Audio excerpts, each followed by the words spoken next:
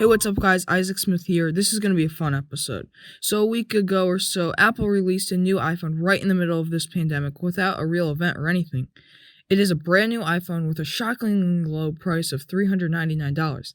In this episode, we will be diving deep into the target audience of this new iPhone SE and why this new old phone is sweeping the country. All that and more will be covered in the 5th episode of my podcast. Let's get into it.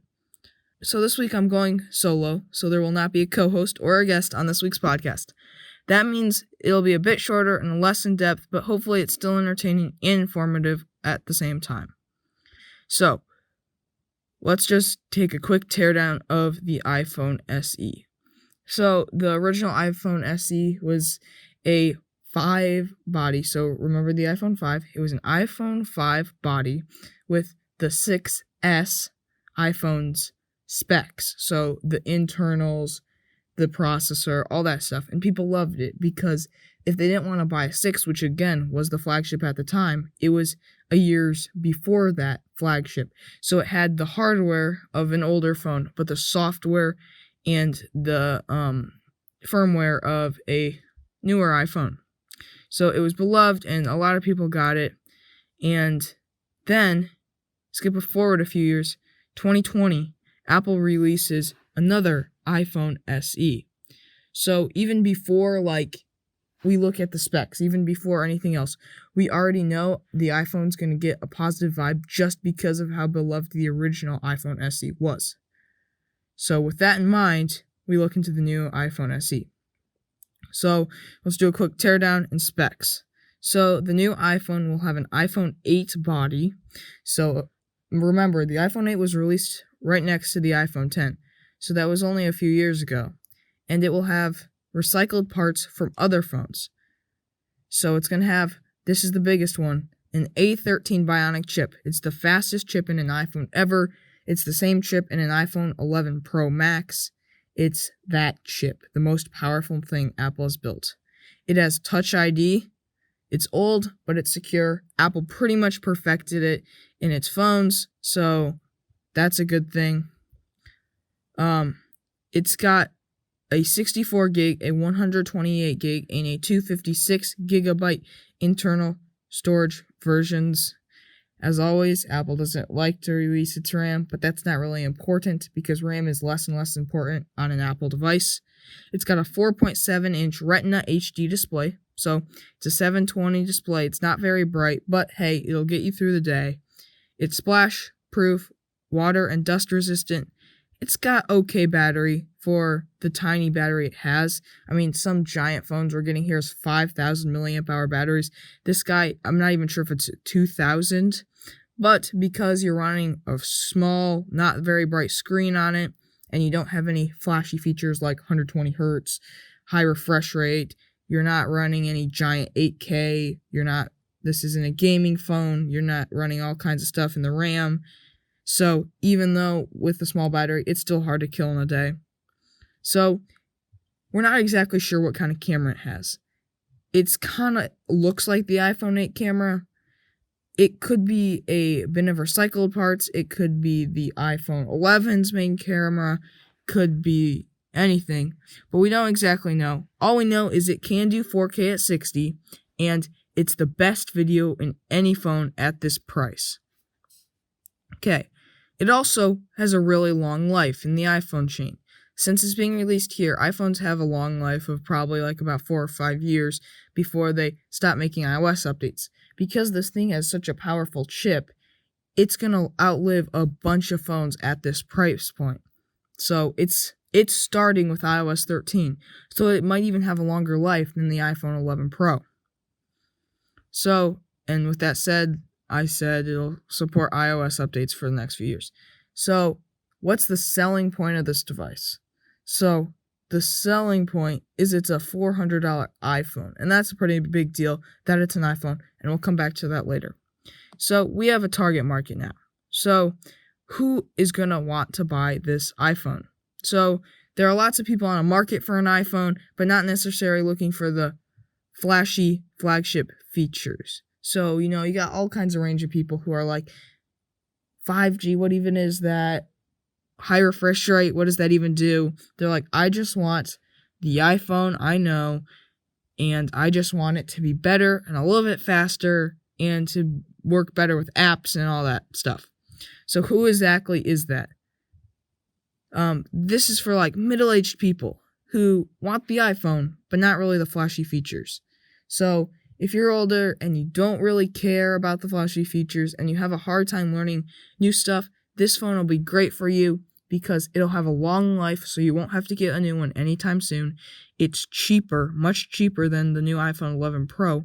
And on top of all of that, it has the new specs, which is going to mean you're going to get lots of power, and it's going to be the smoothest experience. Another big market for this is kids. Would be a great, cheap first phone for a kid, with it still fitting into the family's Apple ecosystem on a budget. So we'll talk about the Apple ecosystem another time in a podcast again. But if you don't know, the Apple ecosystem is basically where a bunch of things in a company work really closely together to make it all seamless. So, Apple, you got AirPods, you got AirDrop. If you get an iPhone, you're probably when you go into a tablet, you're going to get an iPad because they just work so well together. And that's what the Apple ecosystem is. So you can get your kid a cheap phone that works within your family's ecosystem, but it's cheap, but also live a long time. And another big thing is Android users. So a lot of Android users, the reason they say they don't have an iPhone is simply because they're too expensive. A $400 phone that comes out, that is an iPhone, right? That's not an excuse anymore. You can't just say, oh, it's too expensive, because at this point, you're matching what kind of phone that Android user probably is already using. So Android people are going to go, iOS is good, Apple's a good company, they make good hardware, good software, I'm going to switch at this point. And one of the last ones is companies. So, a lot of companies actually go and give their workers phones. So, my dad's company, he actually gets a phone from his work. Now, a lot of people use Apple because they're more secure. But, buying an iPhone 11 for thousands upon thousands upon thousands of people is not good for the budget. And if you can get one that is several $100s cheaper, a phone, still have the great processor, still have a pretty great camera, and just not have the flashy features, that'll be 100% worth it for companies. So they can give people this new iPhone SE, they'll be able to do everything they need from a work standpoint perfectly. And it'll live for a while too, so they won't have to get them a new one for a while. So those are kind of the people who are going for the iPhone SE market. Now, Apple is super smart about doing this, and here's why. A lot of people, like I said, ask why not buy an iPhone, and most people's excuse is the price, but that's not a valid point anymore. The iPhone SE is good at everything, and it's an iPhone. A lot of people just like the fact that it's an iPhone and will be willing to pay bazooka bucks because it's an iPhone. Think about the iPhone 11 Pro. So many people have bought that strictly because it was the new iPhone and they wanted an iPhone.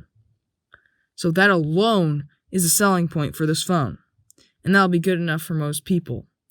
I mean, if you look at it in its budget range, it is very good for what it's doing. So, it's got a good camera. It's not the best photo taking, maybe. That selling point will probably go to the Pixel 3a.